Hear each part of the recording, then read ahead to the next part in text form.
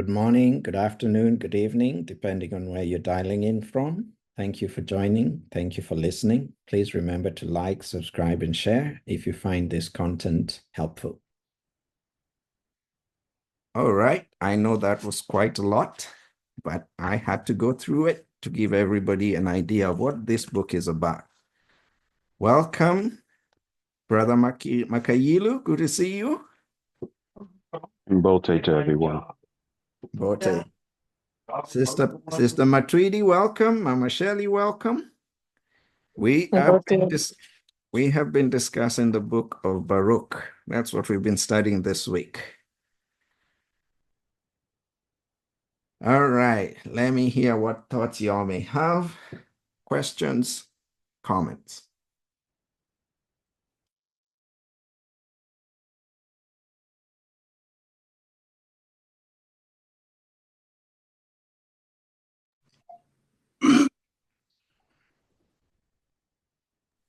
Nick, go ahead.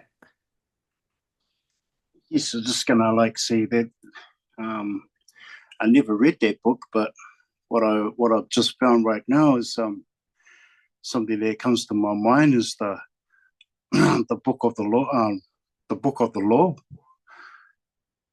kind of connects connects to the law. What I'm seeing there, and that Baruch was practicing it, and he was kind of like, okay, this is what happened. So you've got to come back to the law. You've got to relearn this again. And it's it's just mind-boggling. It's mind-boggling to see that they just keep making the same mistakes. And then someone who's got the knowledge and wisdom has to come back and start say, hey, listen, the Most High is telling us you've got to come back to the law and reestablish yourself again. So I'd like to read that book a bit more, but yes, Sim Ingeta. Ingeta. Thank you, Nick. Thank you, Nick. Ray, go ahead.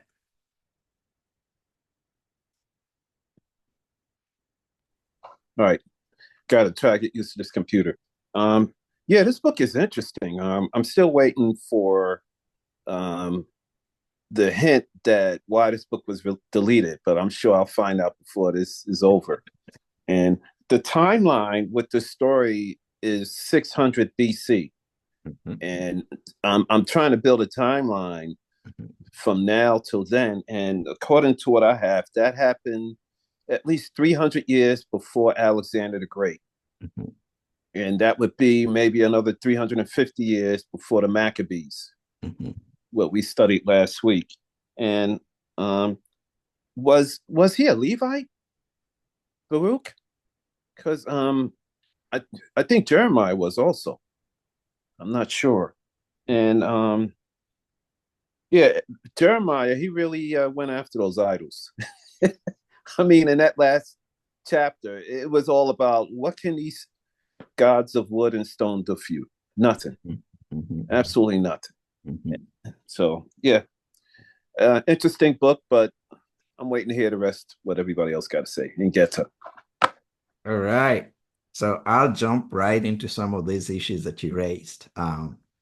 For example, why was it hidden?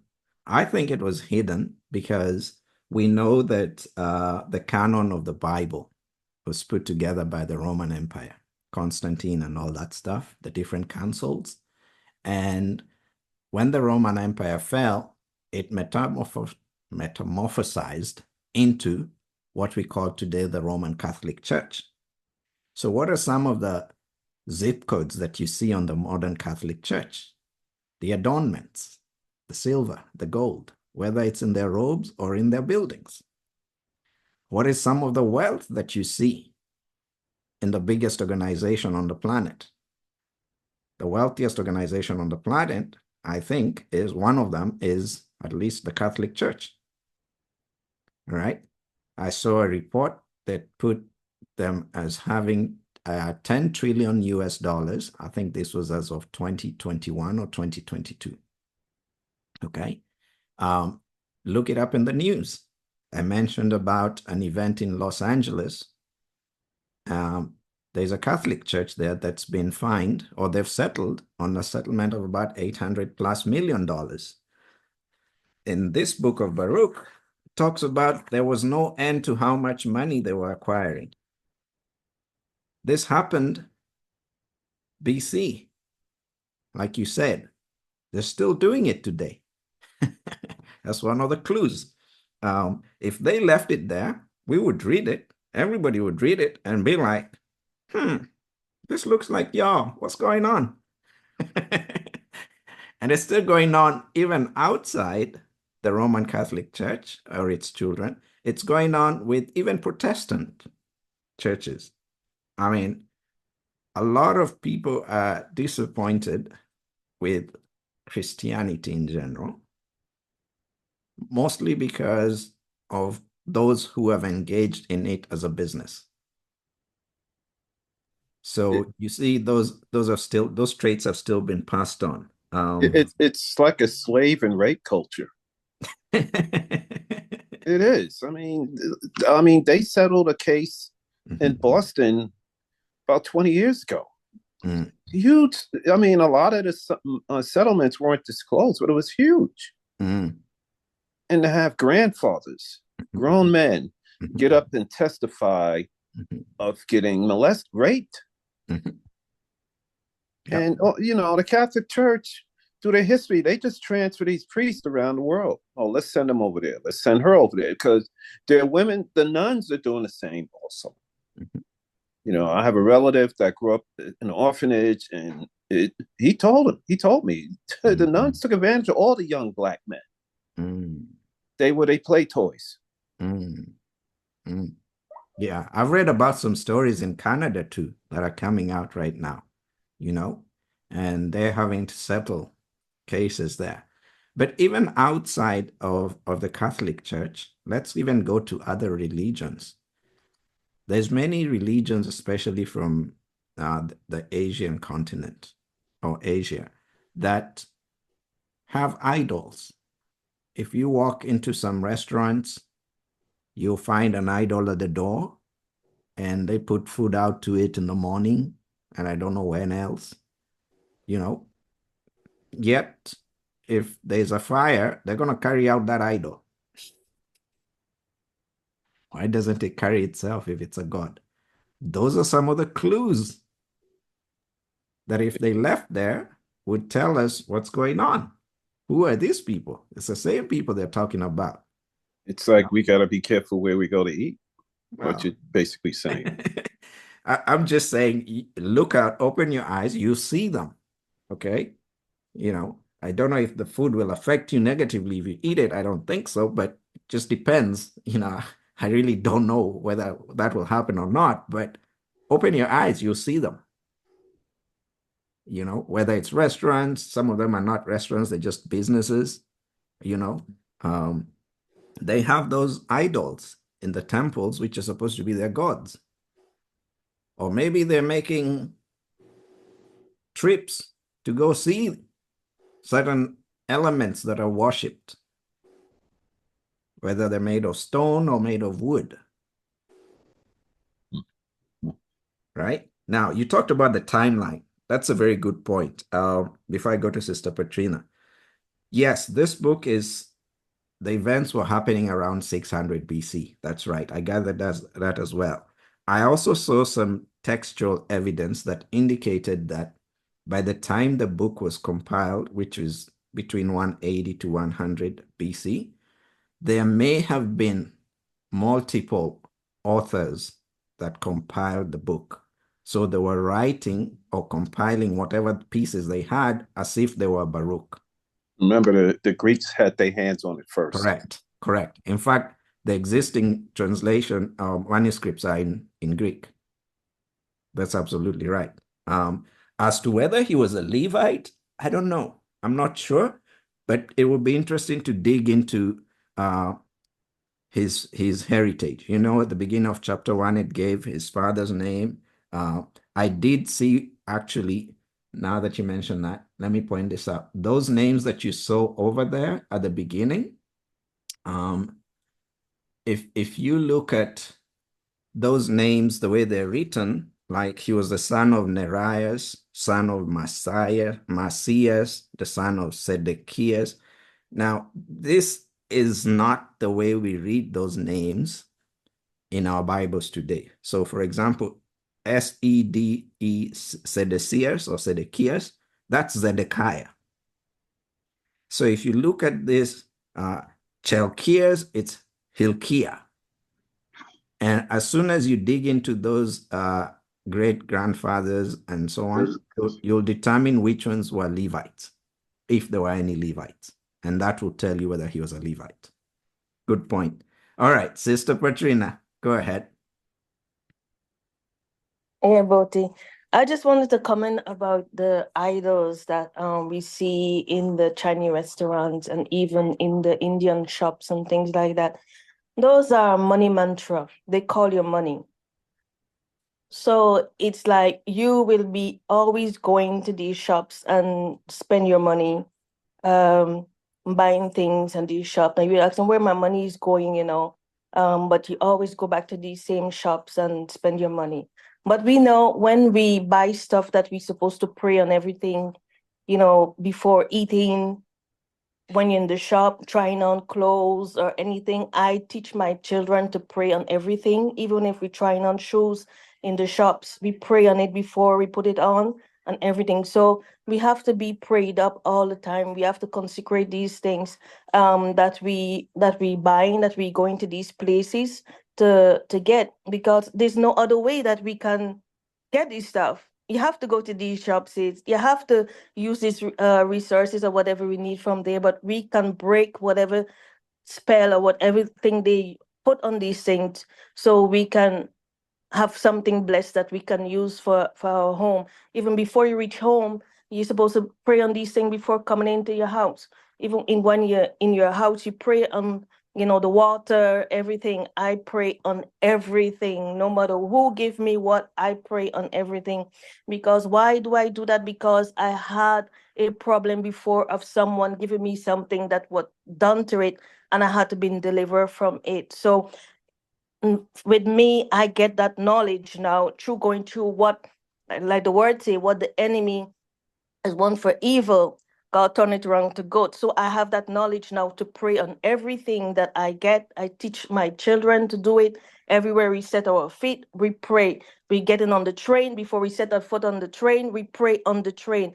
Any car, any vehicle, anything, there's a prayer that I teach my children. We pray on these things. So I just wanted to say about those idols. There's money mantra, and money have a voice. So there's another story. Money have a voice, and they can call your money. They can call your money, and you will be spending your money in that shop without knowing. And get that. Thank you. Thank you so much, Sister Patrina. It's like we're reliving this stuff. I mean, these guys were being warned about these things in Babylon. This is what they were going to encounter. And now out here, we're dealing with the same stuff, right? You're warning us about the same things. But one thing that I noticed that was repeated several times was, don't be afraid of them. Don't be afraid of them. Don't be afraid of them. That tells me we have power over them.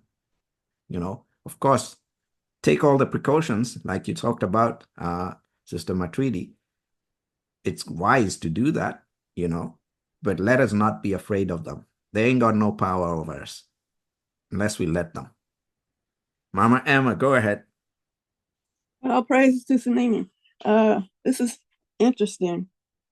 And what came to mind in the discussion, even before that, was the definition that you gave about blessing and kneeling, and the pictures that are coming out about how they really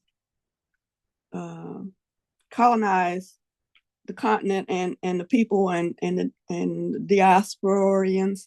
And then also, as you was going through talking about the gold and how they look. They're the ones always dressed up in gold.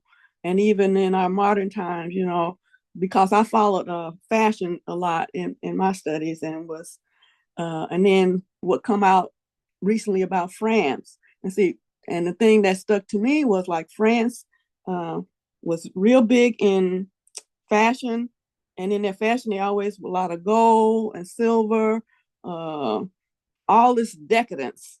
And then come to find out how many countries they had in their control on the continent of Africa, and these resources.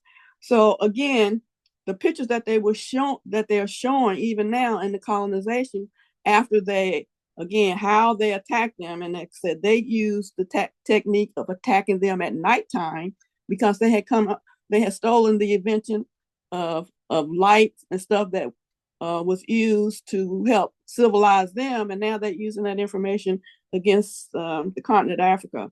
So they're showing our people kneeling to them, and then it shows our people being blessed by the Catholic missionaries, and so all those things again, and then as we begin to discuss these things, like the sister was just saying, you know, they use their god of money to cause us to come and spend the money. It's the same thing here in America, you know. And as you were saying about going into these restaurants for food, like, and there's a saying here in America, and I'm sure you all are familiar with it too. When you eat Chinese food, you never get full. And so you have to you have to go back.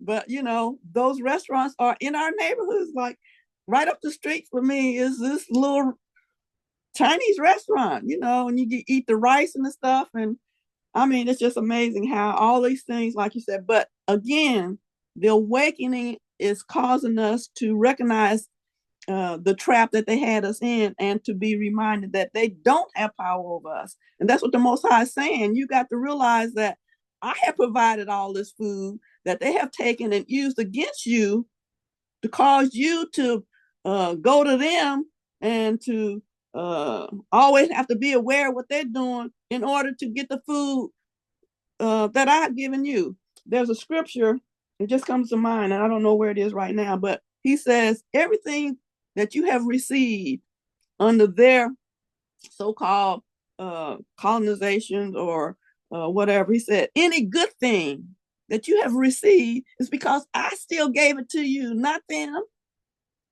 And then also I wanted to remind everybody, and I put it in Telegram, the professor, and he says the 6 things that they have to do to keep us from being productive. And he touches on everything that is being talked about in Baruch. So go and look at that, because again, the whole thing is to make us think that we don't have power and that the Most High hasn't provided for us, that we're too ignorant and dumb to provide for ourselves. And that's what we're hearing that again. But it's not working. Like the discussion we had before we came into the formal discussion was, our youth have this technology that is created and used against us, but they modeled this technology after the design of the man that the creator made. So now in this awakening, the youth are learning to use this technology to their advantage instead of their disadvantage. So this is what I'm saying, and this is what came to me as we began the discussion. But again, we have to remember that believing what the enemy said about us against the Most High, because he's angry at the Most High for favoring us because we're so, again, little in his mind, But again, we have to remember, even in this remnant situation, and I think that's upside down, because in Revelation it says, there will be a number that no man can number. And then when you start he said, we will be more than the stars. You can't count the stars, more than the grains of sand. You can't, but they're saying just the opposite, except for the fact that they want to destroy the majority of, and you know, the one who's going around talking, well, you know, this is how many they are, and it's just too many of them. They're eating up the world. And so this is what we have to do to get a balance back into to nature. You know, we're not able to produce enough food for them. Okay, but what do we learn about the people who didn't have enough food to be produced? The fallen angels. So as it was in the beginning, in the days of Noah, so shall it be in the day they ate up everything, and then they started eating us. And they doing the same thing now. But they're telling us that we are the cause of their problem, when they are the cause of their own problem and trying to make us the fall guy for it. So yeah, just be reminded of what's happening here. And we are, but some of the terminology again that we're using, and you know, it's a, but again, the Most High is helping us, because like learning what be less means, be less, and they use that. The Most High used increase. He said, I will increase you. You will be, again, more than you can count, like the stars in the heaven, more than you can count. And we are billions, and they're telling us that. But then they're trying to grab hold of that, because I saw a statistic where they're saying the continent of Africa is going to be more Christianized than any other country in the world. It's going to outnumber Muslim. At first, it was saying that the Muslim religion was going to be. And so again, the Most High said, no, not on your deathbed. It's not going to be like it. It's going to be more of my people, and they are going to finally be awakened to who they are and how they are the majority of the creation. Just like I said, my word goes forth. It's accomplishing everything that I sent it to accomplish, everything that I please. And I please to have an abundance of people made in my image and my likeness. People of the light, not of darkness, even though we come out of darkness. But we are the light of the world. We are the salt of the world. And we are rising to that ability. So. Thank you, Mama Emma. Thank you so much. Oh my, every time you talk about that word bless and be less, even when I read it by myself during the week, I remember you. You know, you have drilled that point into me, you know, and this is why this language is called a strange language. Yes. You know, Nick, go ahead. Oh, sorry, it was Ray first, and then Nick. Nick was before me. So okay. Yeah. All right. Thank you, Ray. I just wanted to discuss concerning idols. I think like in 2019, I was at I used to work at these festivals, and one time was in 2019. I think it was like New Year's, and I kind of like had filmed this festival, and so it was. I think it was about 11:30, coming on to like 12 o'clock. And I was sitting, I was just like standing there with a couple of friends of mine that we were working there, and then something happened. I think I got a kind of a revelation while I was there, and I was standing up, and then I was looking back, but then I was looking at the stage, and I was looking at all the lights, but I was looking at the band and the singers as well. And then I turned around, and then I looked at my friend. And I said, "There's something strange happening." And he goes, "What do you mean?" He goes, "I don't know if you can see it, but I can. I can see like this massive black cloud over the whole crowd. But it was kind of fuzzy as well, but it was like encompassed the whole crowd. And I guess there was about 10,000, maybe 20,000 people there. And then I just realized that, did you know?" And I was telling my friend, like, "We got to go." And he goes, "What do you mean?" And I was going, there's something here that if you can see it, I'll tell you what it is. Can you see that black cloud around the crowd? And he was going, "No, I can't see it. I can't see it. But do you see what?" And I was going, "Do you see how the people are acting?" And he was like, "They're all drunk and they're all out of control." I was going, "Yeah, but do you see how young they all are as well?" And go look at the stage. It'll be from the stage going right up at the back of the crowd. And I realized that the singers and all the lights in the stage, and this came to my mind was, oh, the Most High is telling me that I shouldn't be here because these people have been all idolizing the singers and what, or all the lights, and they're all buying alcohol, and the whole crowd was just out of control. And I had to leave there because I just had this like strong feeling that something was wrong, and I was going, "Nah, man!"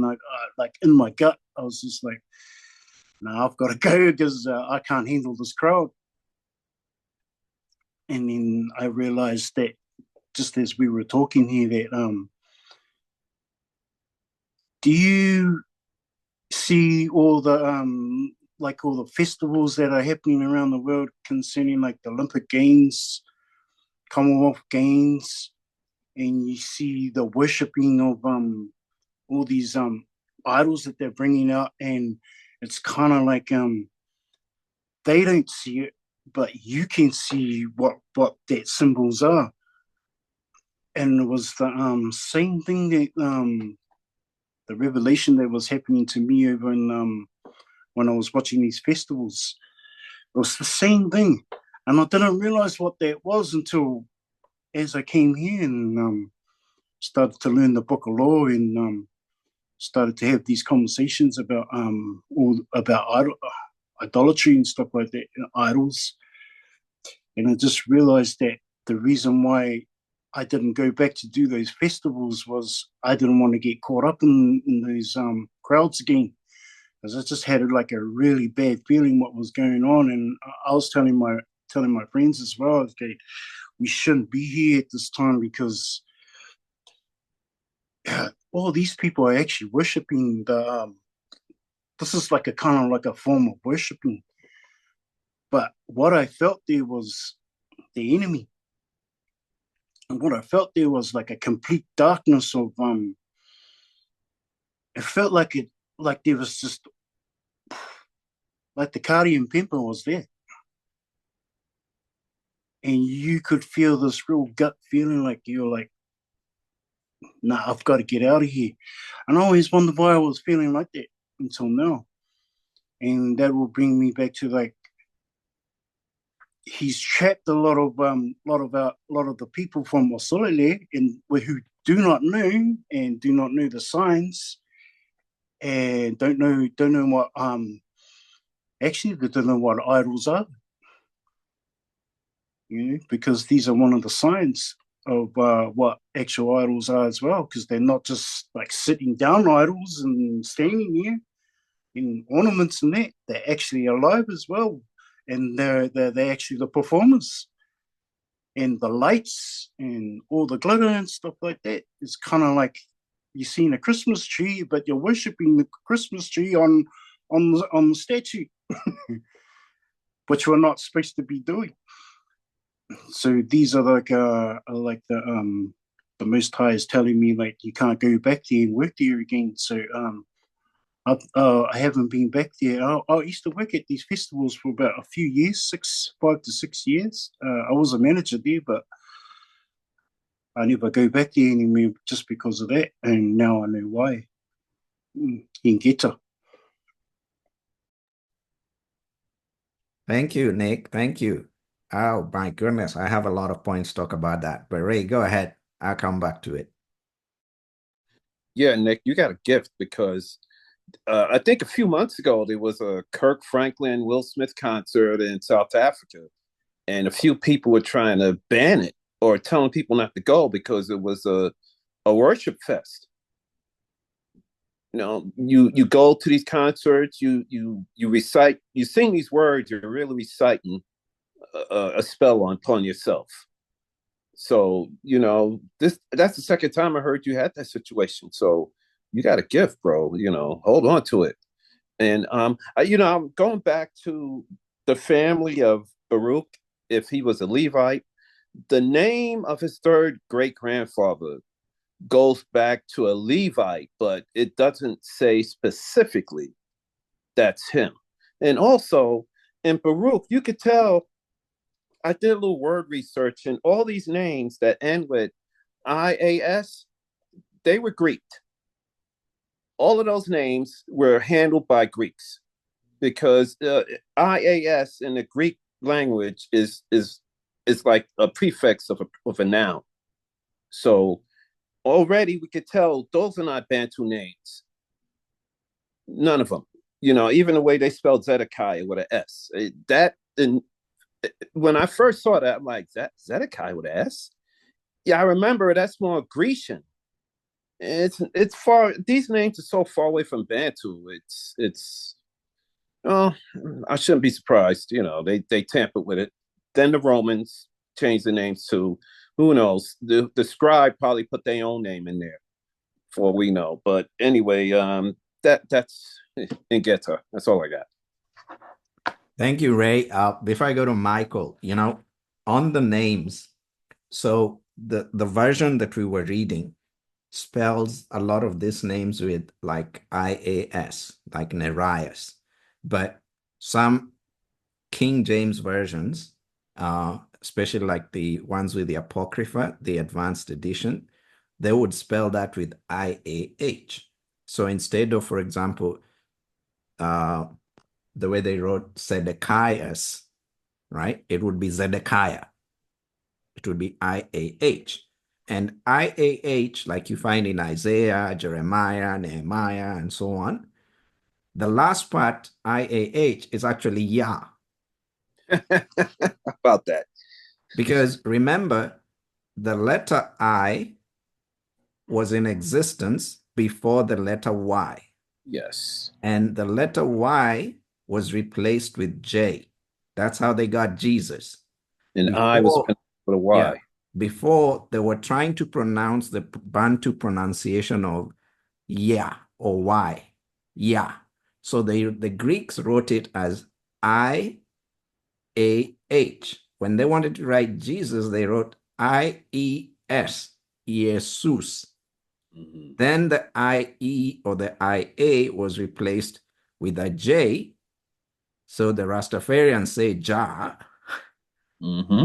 And in Christianity, it was written, the Romans translated it as Yah. So you find the word Yah in the scriptures representing the Most High, right? So for me, the Bantu suffix in their names is the Yah. It's no coincidence that that Yah is associated with so many prophets and people in the scriptures. That is another zip code. They couldn't hide it because it's in the scriptures, even the ones in the Bible. You know, how many of these names do you find in their people that they claim are the people, but they're not? Another big clue, very few of them, if any, you know?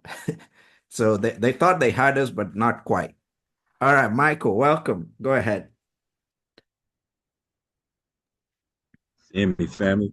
Sammy. I I really could put my hand down because Ray had went where I was going with the names, and then you came and summed up everything. I was starting with the Nereus, the son of Nereus, and then like Ray was referring to every father before the IAS. And so I was going to ask the question, is the IAS, you know, where what will be that ending in another language, and then you came right with it with IAH. I am fine. I do have another question. Where's the River Sud? That SUD. That's one of the Yeah. that's one of the that is one I couldn't find. Yep. And I'm not done searching, but I had some avenues opened up others, so I got a lot of things I can get through this next week. Mm. One thing I was going to point out in chapter 3, verse 35. This is our mighty one, and there shall be none other be accounted of in comparison. Mm-hmm.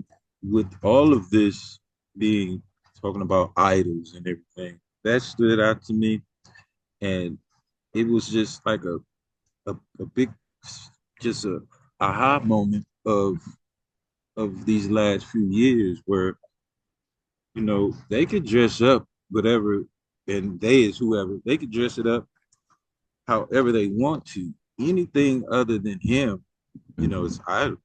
I laughed a lot as Baruch described all these idols and saying what they can't do, and this was really really funny. But at the same time, it was that common sense funny when, but everybody don't have it. I'm so happy that these last few years I've been able to get his understanding and to get a different take, where it's as plain as day. I don't feel I have to run to somebody else to get a clarity, or it is plain as day. And to discuss it with others, it's just a good feeling, especially it's just a repeat every Sabbath is the same thing. I had my ready to go, and boom, my brothers, they were already there. So I'm done right now, But right now, I tell you, I'm outside just sitting and chilling. And I'm sorry it took me a little minute, but I had to change spots and come over here with mother. So I missed a little bit of the first part, but I'm here. I got a couple more questions, and I'll talk with you all in a minute and get them. All right. Thank you. Thank you. Welcome in. We are glad to have you. Even if you're a few minutes late, we are glad to have you. Mama Emma, just before you go ahead, let me point out some things in response to some of the things that have been said. First of all, Mama Emma, you were talking about countries that, like France, that colonized like 14 African countries, the UK or Britain, which had like 34 or thereabout colonies around the world. Do you know both of those countries in size are smaller than Kenya? Both of them have about 65 million people. Kenya has less, but in terms of physical size, they're smaller than Kenya. Both of those countries produce about 3 trillion, slightly over $3 trillion annually in their GDP. The whole of Africa barely gets to 3 trillion. And the whole of Africa has 1 point something billion people, 1.3 or thereabout. How is it that these countries are so wealthy? Of course, it's from all the colonies that they looted from and continue to loot from. So they were looting these colonies before, during colonialization, and even after They're doing the neocolonialism. These are the people who are being described as those other nations who have no end when it comes to acquisition of gold and silver. These are the same countries that are now called the powerful nations, right? And when you try and change the balance of trade with these countries, they point a gun at you. Or they take you out as the leader who's trying to unify those people of the Most High. You know, when you think of Rome, previous Roman Empire was most of Europe. It wasn't just Italy or Spain. No, it was most of Europe. You know, that's what's happening with the money. You know, that's what drives them first. It's not their God, you know, and their God is definitely, you know, it's a fake God. You know, when we talk about, again, that word Baruch, you know, when they translate it to kneel, really it's to fall down, because in our cultures, you prostrated yourself even before your elders, you know.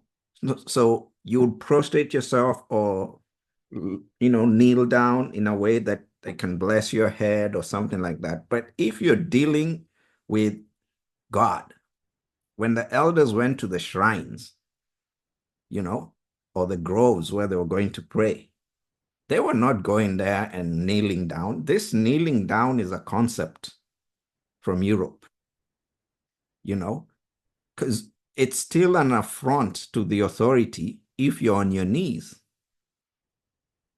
But when you're flat on your belly, you're saying, I'm in submission. So Baruch meant to lay yourself down, not necessarily to kneel down. It's like to prostrate yourself. Okay? And that was a position where you're showing the one that you're laying down yourself before that you are less than them. And the one that is higher than you or more than you is the one that is able to bless the one that is less than you. You know, but this concept of kneeling, it's another bad, you know, translation, if I would put it that way. Now the festivals. Oh my goodness, Brother Nick, you hit that one out of the ballpark. You know, you dropped the mic big time there. Guys, this is going on a lot even today. You go to a concert, you go to an opening ceremony, you see these people come and perform. You don't understand some of the things they're saying. You don't understand some of the props they bring on stage. I have always wondered, what does a snake have to do with somebody singing a song? Why does it have to be present on stage with that person? Stuff like that. Why do they have to paint their face a certain way? Why do they have to show us whatever marks or tattoos or whatever they have? You know, what is going on? What is all this symbology that is on stage about? Then they have the Commonwealth Games. You reminded me about that. I think it was maybe 2022 or 2017. I don't know. There was a Commonwealth game going on in Scotland, I think, or somewhere in Europe. But I remember very clearly in the opening ceremonies, they had a really, really large bull that was being pulled and it had wheels. And the people in the opening ceremony, the performers, there were hundreds, if not thousands of them. They were really worshiping it. I mean, they were making these motions to where they're bowing down. They pretend like they're dancing. Why do you need a bull there? Why do people have to prostrate themselves before that bull? You know, there is a lot of nonsense going on right before us at these events. And you're right, we have to point it out. And if you can sense it like you, Brother Nick, oh my goodness, that is a gift. You know, tell those who can, let's get out of here.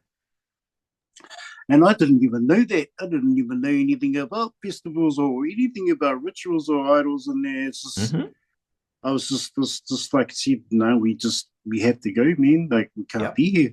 Yep. Yep.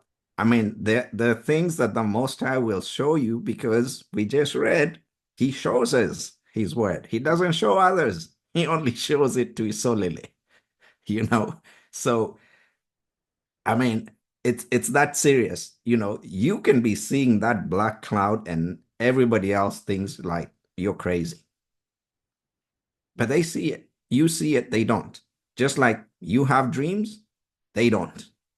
You read the scriptures, you get an interpretation, they don't. Why? Because just like Baruch said, the Most High decided to choose us. He didn't choose the giants, he didn't choose these nations, he chose us.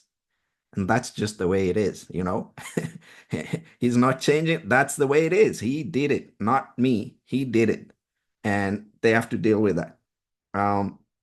Brother Michael, Sud, River Sud, if you find where it is, please let me know and everybody else here. But I think it might be connected to Sudan. That's where I started from. But I'm taking this challenge on. All right. You notice that that's the same area where Dan and his people disappeared from. Yes. Yes. The ground opening up. Yes. No, that Ethiopia area. The Ethiopia area. Is where Dan supposedly first settled. And then he disappeared after that. Okay. And to realize that area is the conflict going on over there. Oh, wow. And remember, it's been major for a while too. And remember, the foundation stones for Babel is supposedly still there. Yeah, Babel is not too far away from that. We've seen it in old maps. Babel, Mandel, and Babel itself and Babylon itself. It's in that same region. I mean, why is that area with the contention going on? I mean, it's mostly arid. Yeah, it's arid, but remember, it's also close to Egypt, where they imprisoned or, they enslaved our ancestors, and it had to be far away from the promised land for them to, be freed from Egypt, and the Egyptians cannot try and go get them. Yeah, that's the original land of Cush. Yep. Okay, Mama Emma, go ahead.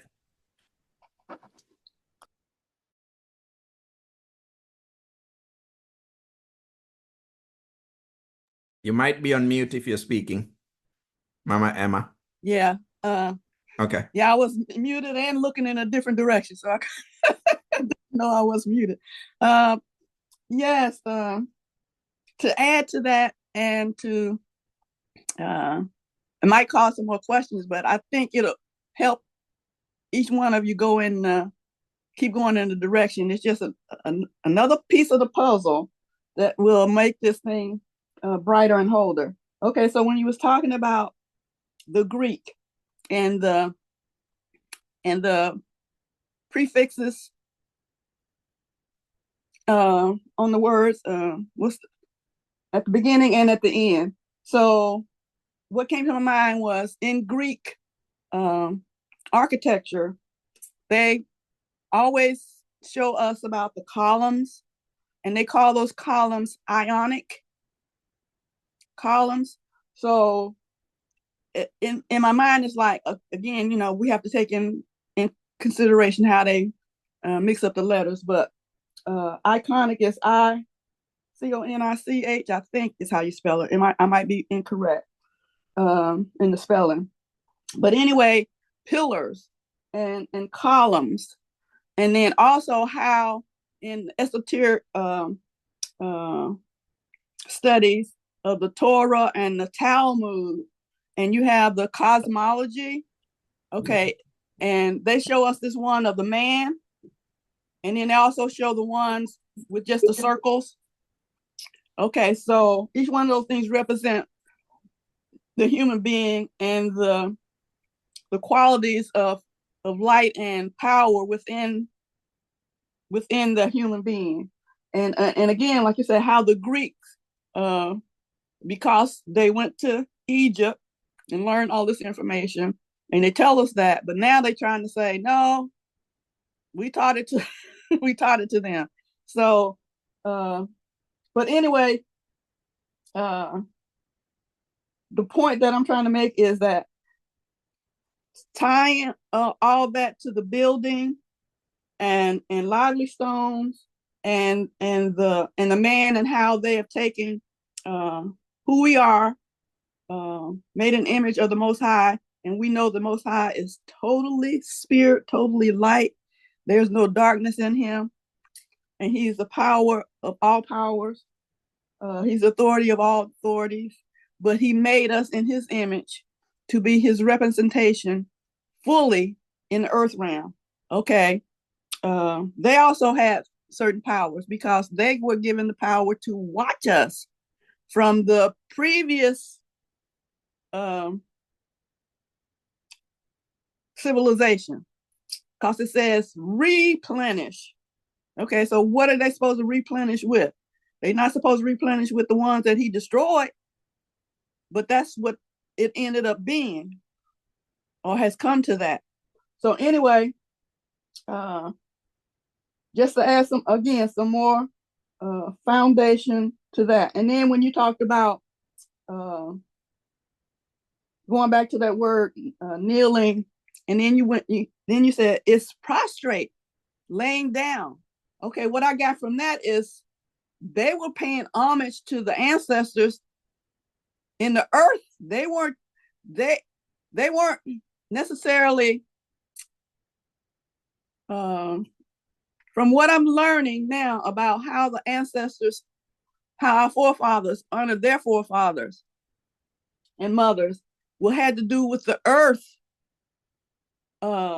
because it says that he formed us out of the dust of the ground and blew. Okay, and so again, we're getting that understanding about how they're digging in the ground to get minerals, certain kinds of minerals for electricity, for power, and all those kinds of things. So to me, it was like, again, grounding. They were grounding themselves before the life forefather to show that we also are honoring you because you came from the earth, and we know that we're coming from the earth as well, where our ancestors are. Which also, some of the stuff that I'm learning is that that's why they don't have funerals the way we have funerals, which is another thing that is a ritual and is a curse against us, because from what I'm understanding, they bury their dead in the ground without, boxes and all those kinds of things. And I don't know a lot about it, but it just sparking some information that when I was reading in, I can't remember if it's Jubilees or Jasser, where the Pharaoh that was always gifting Abram with things, when it came to burying, and one of the prophets was going through the town, and if they didn't get through the town, they usually tried to kill them. And then he got the idea, it's like, we can charge them for having a funeral, for burying. So funerals and morgues came from the pharaohs, and because we know the pharaohs were the fake kings, or the ones who, from Egypt and all that. So anyway, just all of those things, and how the clarity of the pure, undefiled, separated from the defiled, as we look closer at the roots of our ancestors' spirituality, and how they have switched that around. And I put another YouTube video in Telegram of this lady in 1953, I think it was, and she was explaining how they, she explained it so purely, how, again, they, and I'm going to use these terminologies that recently I just understood too: witch, W-I-T-C-H, and witch, W-I-C-H, witchcraft that they made into W-I-T-C-H, like voodoo and vodun and all those kinds of things, and understanding that again, it wasn't that we worship the sun or we worship the earth, or anything like that, but we knew from where we came, and we knew from where we was getting our resources.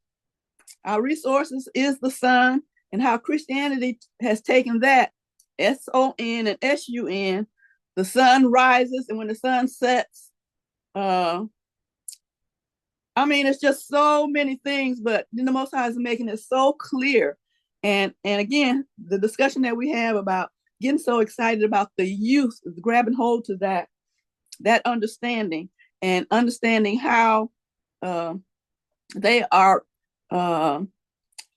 helping the ones who say that we originated in in America, and all this kind of thing. I just saw another video, and I think I put that information in there too, where it shows that they did take some of our people from America back to Africa. And so I think that's those ones who are saying that has gotten that little bit of information, and they think that's the whole thing. So again, what the Most High is doing, he's restoring it back to Genesis 1, the way he wanted it, the paradise and all those things, just like we read in the book of Adam and Eve. And so again, you have some of us who still got the stuff tangled up. And so we don't know from where he's restoring it and which period, like Ray is talking about the timeline. When did these things happen? Did these things happen 200 million years ago, or did it just happen 2025 years ago? All those kinds of things. So this is so awesome that you went back. And it's funny. Another thing is funny. When I went and read Baruch chapter 1 through 6 twice. And I didn't get any of those things that you got until you brought their presentation. It's like, okay, I just read that last night. And and the only thing I got from that again was, watch out for the idols. You don't worry about them. They don't have nothing over you. And it just, again, sparked what the Most High had been showing me throughout my whole life, not knowing it by that name. And then one other thing, when you was talking about the repeated, my people, when you look up that word in Issakosa, it's Bantu. That's what Bantu meant. Bantu just means my people. Ingeta. Ingeta. Michael, your hand is up. Go ahead. Oh, she just dropped the bomb with a whole bunch of things. When I tell you, Miss Emma, I couldn't write down fast enough. Where you would go, you say, hey, remember this, and I tell you what, I felt the same way when he started bringing some of these questions. Like, I didn't see that. I ain't seen it. I know it's read, but I didn't see that. I just wanted to say, it's just a reiteration of, it's just constantly, he just showing us that our togetherness is what he brought, and he communicates with us through each other, for each other. And we all, like, throughout the week, we're all in separate parts, but it's like when here on the Shabbat, man, it just culminates together, and I had to say something because the way it happened when I got on with Ray, and how he had just was right there with what I wanted to say, and it's written down. And then before I could even ask the question, he delivered the answer right through Brother Batavi. And I just say the same thing with Miss M. She be bringing some of these questions, some of these things that you speak on. You answer, some of these questions I have, or some things that go across my mind. It'd be so similar throughout the week, and I just be putting checks on my little notepad here, because Miss Emma, you touch on so many of them. I just be grabbing in the knowledge. So I just want to say thank you, Miss Emma. All praises to the Most High. And get all praises. Ingeta, I am preparing something here to talk about more about that name. I agree that what you mentioned about the name, like Bantu means people, Abantu means the people of Ntu, the head, which is the Most High, and therefore the Bantu are the people called by his name. Absolutely. There was also a video that I shared maybe a week ago from another gentleman called Kefas, and he was interviewing a lady called Professor Kimoya. Did anybody watch that video? Where they talked about some cave that has this markings, and this lady called Professor Kimoya in Congo. These are caves in Congo. Yeah, I watched that. She had deciphered, right? She had deciphered those writings that you know, the heathen had referred to just as rock art. Way more than rock art. Right? Way more than rock art. So I want to get these images downloaded, then I'm going to open them and share them. But I'll probably do that later just because of copyright issues. But the main thing that I want to talk about this in relation to the name is that teaching indicated that the way they write Yahweh in modern day Hebrew is actually tampered with, and the original word was Yakongo. That was the bottom line of it. Okay? That was the bottom line of it. And Congo, in this case, refers to the people of the king. Congo is the same word that you get Nkosi in Zulu, and it refers to king. So Yakongo is the people of Congo. So imagine if every time you saw Yahweh, you were reading Yakongo, those of the king, the people of the king. Right? Wow, so that's powerful. yeah, y'all go and watch that video. I mean, I'm not doing justice to the explanation. I'm just trying to do the best I can from the memory. But the issue here is that they translated Congo into Yahweh because they didn't understand the symbols. And then the symbol that looks like an inverted F, you know, like looking left the way I'm showing with my hands like this, it has like 3 symbols. That is what they should have translated as Congo, right?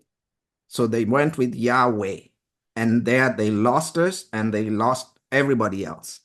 But those markings in that cave, remember we're talking about monuments? You know, when you mention Ya Congo means your people, the first thing that came to my mind was Bob Marley's song Exodus. Yes. Because he says it. Yes. People of movement of Ja people. Ja people, yeah. He says that. Wow. Absolutely. He says that, you know. It's very, you can call it basic, but it's a big key. It opens up everything. First of all, the location of this cave is in Congo. Secondly, which people were given the instructions to write inscriptions on monuments? It's the people of the Most High, Isolele. We just read that last week. They were told to make a monument. So that cave is not just a cave, it's a monument. And the people that lived there in that cave, according to the video, I estimated to have lived there 200 to 300,000 years ago. So that's how old that information is. I don't care when they're telling me their Hebrew came around. It's not that old. Okay? So everything they're trying to give us, just scratch it. We know it's fake, it's false, right? Now, that description also talks about the description of the menorah, the candlestick, right? And basically, it's called Mba Congo Ka. The Congo again is referring to the people of Yah. Okay? Man. So when we read in Second Chronicles, if my people who are called by my name, it's us, it's the Congo people. It's Isolele, it's the Bantu, right? And here we read the same word, the same statement in chapter 2, verse 15. It says that all the earth may know that you are the Lord our God, because Isolele and his posterity is called by your name. That's what Baruch was writing to these guys. He was saying, we are praying to the Most High, and Most High, we are praying to you, Tatanzambe, so that everybody will know, everybody in the earth will realize that we are the ones who are called by your name. Now, look at how they hid it. By changing that, imagine if we read, because Ya Congo, or because Abantu and his posterity is called by thy name. We would not be guessing around who Israel is. They It's also obvious. they also removed our monuments throughout the country. Yes. Yes. And that's where lack of knowledge started to creep in, because we couldn't identify ourselves in the places where we left markers every time the Most High showed up. They were doing it on purpose. Yes.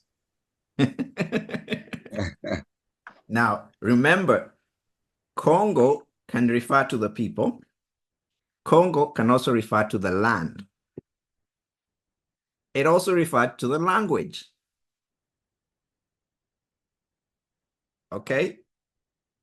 And Congo Ethiopia is the region, the Great Lakes region in Africa, that central region, like around the equator. Okay? Which is where we know the cradle of mankind is. Of course, the Garden of Eden is right there. You know, man, I feel like I need to go back home, like right now. That's why they're creating conflict over there, because they know we are coming home. But you notice a lot of corporations now are moving to Kenya. Very interesting. Yeah, they're building, they're calling it the Silicon Savannah. They're building it in Kenya, you know. They're anticipating the great return. And they, as a business, they want to profitize. Yep. Profitize off of it. Yeah. They want to profit off of it for sure. Yeah. You know, and they know that I think it's 70-something% of the population that is below 30 is in Africa. So that's the workforce for the future, you know. Hey, welcome, Nick, and welcome, Michelle. I had not said hello to you guys. Welcome, guys. And for them to be running there, that's a telltale sign. Well, you know, there's a verse here that said that they're gonna be serving us. I was just thinking about how the Chinese have been offering how to help with the infrastructure over there in Africa. So that kind of scripture there reminded me about, oh yeah, so he's actually getting others to come into the country and build it. Yeah. Let them build it up. Uh-huh. Let them build. Say that again, Sister Matridi. I said, let them build. Oh, yeah. Oh, yeah. Yes, let it go ahead and build. You know, there's supposed to be, I'm jumping ahead of myself here, but there's supposed to be an end time war where Gog and Magog, and I don't know who else, are going to mobilize about 200 million people. And they're going to mobilize them to the Valley of Jehoshaphat. Now, that's a lot of people, right? I mean, you feed about 20,000 people in an auditorium or 60,000 in a big stadium. Now, we're talking not a million people, not 10 million people, but 200 million people. That valley got to be huge, right? Just Google largest valleys in the world. And you know this has to be happening in Africa. So you can narrow your search to largest valleys in Africa. I think the Valley of Jehoshaphat might be the Rift Valley, because the Rift Valley spans from Ethiopia in the north of Africa all the way down to Mozambique, which is a neighbor to South Africa. And that is in the Promised Land. At least half of it is in the Promised Land. In fact, it slices through the Garden of Eden. Wait a minute. That's the valley they're saying that's splitting Africa in Yeah. half. Well, not in half, but it's tearing a part of Yeah. Eastern Africa off. Well, that splitting is happening in part of Africa. Let's call it a crack for now. But the valley runs much wider and much farther south, you know. Unless somebody knows of another valley that can fit that many people, I don't know, you know. And those nations like the Chinese that you mentioned, Sister Patrina, they're all across Africa, including in that space. And they're the ones building all kinds of things, infrastructure and everything and all that stuff. So I can see it's possible that we might reach a point of disagreement with them, and then they'll turn out and want to fight us. Oh, yeah. You know? And hell is enlarging itself. Hopefully, when you start talking about that, and I just saw a video, and they said, oh, Africa is splitting in two. And then, you know, they got this other scripture in Revelation that says when the Most High comes and he's going to have 1 foot on this mountain, 1 foot on that mountain. And it's like, okay. And knowing how big everything is now, how gigantic everything. And then they keep talking about this Africa is splitting. And then you bring this up, and it's like, first scripture that came to my mind was, and hell enlarged itself. Mm. In the Valley of Jehoshaphat. I was like, okay. Yeah, I mean, I know I've seen a lot of information out there. I'm not saying it's right or wrong, but I've seen some information out there on YouTube about where the Valley of Jehoshaphat is.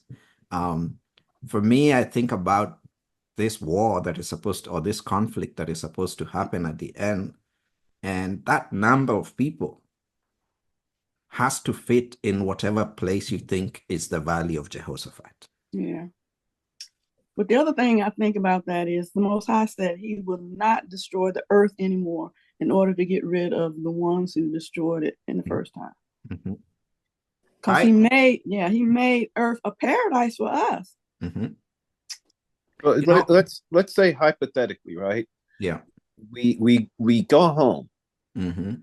We all leave and we end up back in the Congo. Mm-hmm. They would get mad and march, according to scripture, they would come from the north. Mm-hmm. So yeah, I could see, that happening. Mm-hmm.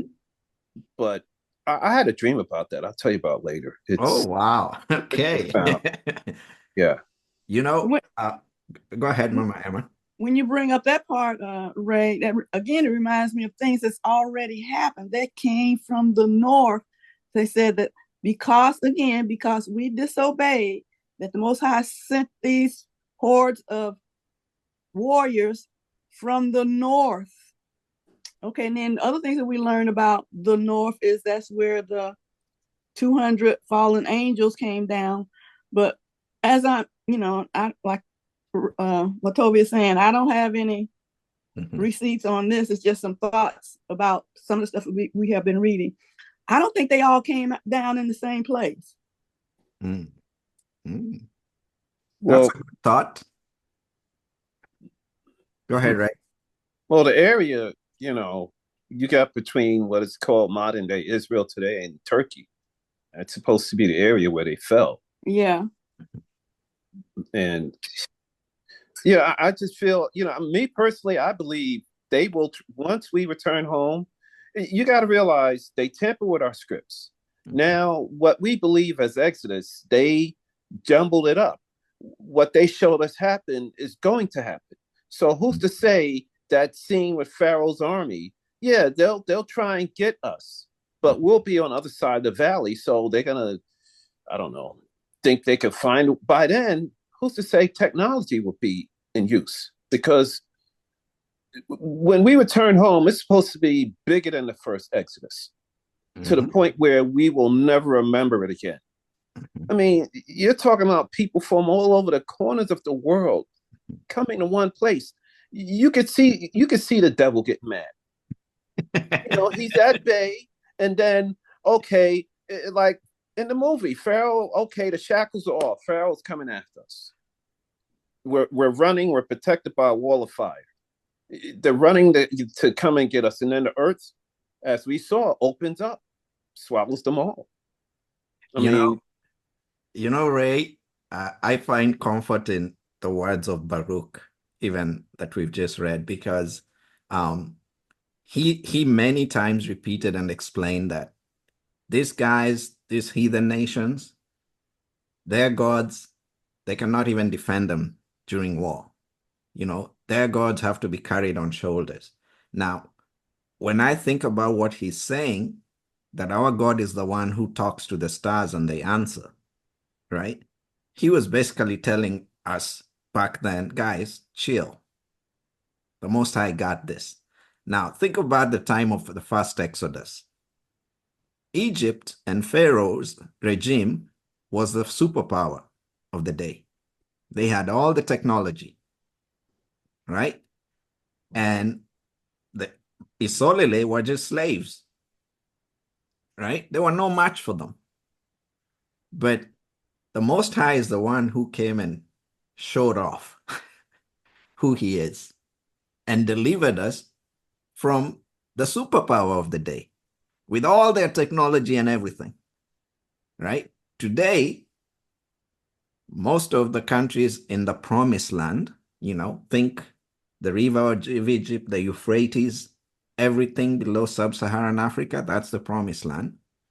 Most of those countries, we are called the so-called third world, right? Dark continent. So they're saying we ain't got the technology, we ain't got the know-how, we ain't got nothing, right? And who are the superpowers? The US, the Western Europeans, Russia, China, Gog, Magog, right? So the West and the US are basically the heathen nations that are Babylon. So the superpowers of Egypt are the same as the superpowers of today. I mean, it's just the same game, same script. I don't expect a different result. The players are the same. It's the Most High versus them. And remember, they're all Psalms 83, all of them. Thank you. Yes, they're confederate completely. Yeah. That's why even now, I'm waiting for this next level of this water start, and it won't. Because they can't do what they're threatening. they would cease to exist. Okay, yep. Go nuke each other, please. Yep. Please. Now, I look at the so-called crack or split that some people have talked about on YouTube, and I've watched some videos where there are people who go into the ground and they actually walk on the crack or in the crack, and I would say I've not seen it in scripture that the continent will split, right? Yeah. But I've seen it in scripture that we'll have earthquakes, and I think that could be part of it. Also, there's a saying in Kenya, it's a recent saying, it came about maybe in the last 10 years. the things in the ground, things on the ground are different. Right? So that saying is to say that, take everything you're seeing on YouTube with a pinch of salt. Get as much detail of what is going on in the ground as you can, right? Because, I mean, you see some videos and they're telling you like the continent is already half cracked. You know what I mean? They want the clicks, they want the views. But then when you watch the reporter who's actually walking on it, okay, it might be huge, but maybe like 2 miles long and maybe, I don't know, 30 feet deep. But in terms of scale in comparison to the whole continent, this is not a major crack of the whole continent. Yeah. So perspective is important there because people want clicks. They can mislead you to a certain degree. But hey, I may be wrong. I don't know. Maybe the Most High plans to split it at some day. I would be surprised. I'd be surprised because, let me finish this and say, I'd be surprised because, guys, remember the Most High promised Abraham that we would live within the boundaries of sub-Saharan Africa, the river of Egypt, and the Euphrates. Forever. We're going to live there. That's our land. So why would he come and chop it up again? Well, it's fear because you got to realize they know time is near. Yeah. They know it. So I got to spread fear. Satan's going to do everything he can. Yeah. I mean, no, you can't go back. It's going to be a major earthquake there. See the YouTube videos. Oh, okay, let me stay here in this heathen country and die with the heathens. I don't want to be nowhere near them. Hey, Baton, I would say this about you just said that the length and the width of that crack. Man, the average person have no idea the size of the continent. I mean, just I'm not even being funny, myself included.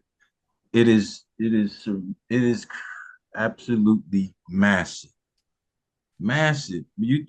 I've been across the United States several times, back and forth, nonstop even.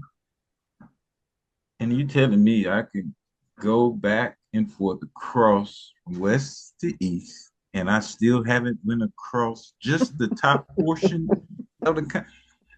Man, and you're talking about 2 miles and 30 deep for a crack. Yeah, that's like a hair. Like a hairline fracture. It's something that used as a continent. But like you and as you saying, Ray, yeah, man, the enemy gotta pull out all the stops, magnify anything. Oh, it's about to fall. It's the continent about to split. Come on now. That even makes sense. And then oh man, that's right. I just had to say that. Yeah. Oh, you just mentioned a very good point. In fact, I just Googled it and I'm looking at the total size of Africa versus the US. So they're saying that the US is 3.8 million square miles. 3.8. Africa is 11.7. Okay? So you're going to fit the US almost 4 times in Africa. That's how huge it is, And that's including that Alaska. Most of us, we think continental U.S. Yes, it does. Yes, and that includes Alaska, and which is Hawaii. about half as big as the continental U.S. Yes, that includes Alaska and Hawaii. Absolutely, that's right. I mean, just to give you perspective, when Nick and I went to South Africa, if it was a direct flight from East Africa, which is Kenya, to South Africa, it would have been a 4-hour flight. Okay? That's like me going from Houston to New York. But I'm not even covering a third of the continent. Wow. Kenya itself is just about the same size as Texas. Wow. Massive. And like I said, Kenya is larger than all the countries of West Africa. West Europe, France, Portugal, Spain, Germany. It's larger than that, or Texas is larger than that. I mean, the Most High didn't give Abraham some little piece of land, guys. I mean, he would have to be a mean God if he did that. Why give somebody so many descendants and then give them like a corner of the earth to operate on? It doesn't make sense. You They're know? trying to make us believe he's a small God. And we No, already no, know. no. We cannot accept that. And the way you're Finally. talking about these countries compared to the continent, man, it always drives me to when I was younger. I would always say, what do they mean about the isles? You know, these are big countries. No, they're like islands to the continent. And you know, getting older and being able to do all the size comparison and being able to do a little study. Yeah, man, they are like islands to the continent. I mean, even the country of Russia, it can fit in it can fit across northern Africa. Mhm. And when you put that in perspective, man, it's huge. But I guess you know the psychosis and the years and years of the map, and you seeing it a certain way, it'll get most people. But you really want to see, you want to put that comparison. You gonna get that what's that ruler map ruler out, and Mhm. it blow your mind. A distance. Yep, that's right. I ended up buying in the early years of this awakening. I bought the correct map, the one that is the global map that is to scale. And I put it on my kitchen wall. And every now and then my kids and I discuss and they're like, whoa, it's that huge. Yeah, I'm like, yep, that's right. That's nice. You know, and I have the other one, the old one, somewhere nearby. So they can go like, why did they do it like this? Good. I want you to ask those questions. Yes. And Yeah. I remember, like I Yeah. said, growing up, the few times we got to look at the world maps, Africa was always bigger than all the other ones. And that's around the time they start taking out civics and geography out of the schools. And let me tell you when that was, in the 60s here in Wow. America. Wow. A little bit before that, maybe 53, because I think 1953, and that information that I sent about the Bantu education on the continent of Africa during apartheid is like, oh boy, that just made me sick to my stomach. It's like, okay, how, and then I start to, my flesh started to get in the way of how big the Most High is and what he's doing, because it's like all of the stuff that they did in the educational system during the fourth, and the information that they had started at the fourth grade. So primary to fourth grade, they had already brainwashed, quote unquote. That's a good term too. And I remember when they used that term during Khrushchev, that brainwashing. It's like, okay, they brainwashing. You're like, who was brainwashing who? And television again came in. My first introduction to television was around 1954, 56. And I remember the family who was the first one where I lived that got a TV. And we'd go and watch, I can't remember some of the shows right now, but anyway, those kinds of things. And then I think about, again, what was happening on the continent of Africa at that time. That's when they was doing all this apartheid stuff and, killing. I mean, it's just amazing. Again, what the scripture says, and he deceived the whole world. And the whole world was the melanated people that caused us to believe that we were less than. That's the whole thing. In Romans, what it says, the root of it's not fear, it's not the fruit, it's the root. And the root is self-condemnation. They brought us into self-condemnation. And some of our people are still, and it's understandable. If you're born into self-condemnation, that's all you know. And again, it's going to take the Most High, and that's what he's doing. It's like, you are not the least, you're not the tail, you've always been the head, you're going to be the head again, all of these things. And we got to not be afraid of the responsibility of holding that title. Make no difference what they say. Well, they've been always doing that. I mean, Ptolemy did it to us first when we were under the Egyptian Greco Empire. He made sure first of all, he killed all the educators, the scholars, the scribes, and then he only wanted the ones that wrote what he wanted the children to learn. So our children, our foreparents, grew up learning that culture as the only way they only knew. And then the Romans did it again through the Roman Catholic Church. And here they are trying it a third time by banning books. And you could see it now when you hear or get in arguments sometimes with these ignorant folk, black or white. They know nothing of history, nothing. And when you tell them truth, they are so far removed for it, they call you a liar. And you're like, you got to be kidding me. Look it up. And there's so many young kids out here with these phones. They're telling me stuff I didn't know. Oh, Ray, you hit it. They're under a great delusion, is the Most High would put it. It's kind of like it's like we're in a parallel universe right now because we're on the other side of the other side, and the Levant's on the other side. Is like, well, you guys can go there. We're on this side. We're on the other side of a transparency wall, and only a few of us, the ones that have knowledge and are gaining wisdom, can go inside their world and come out.